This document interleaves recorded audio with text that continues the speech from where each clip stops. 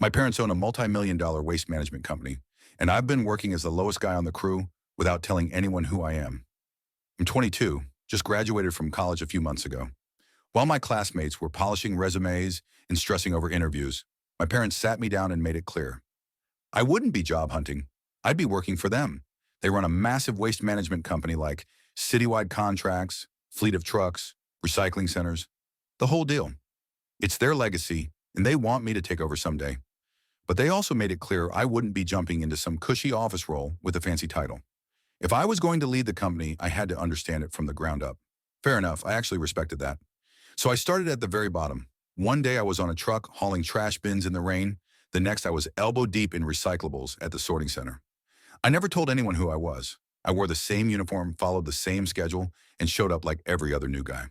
I wanted real experience. No special treatment, no shortcuts. At first it was fine, humbling even. I started to respect the people who do this every day in ways I couldn't before. They're tough, they work hard, but after a while the vibe started to shift. I was doing more and more of the grunt work while others kicked back. I was told to straighten out the bins, clean up after others, do the new guy stuff constantly. I didn't complain. I kept my head down. I figured it was part of paying dues. But then came the day that broke me. It was raining hard and we were already short-staffed. I barely slept the night before, showed up exhausted, and got drenched within the first hour. My clothes were soaked, I was cold and running on fumes. Still, I pushed through most of the shift until one of the senior guys, Ron, decided he was done.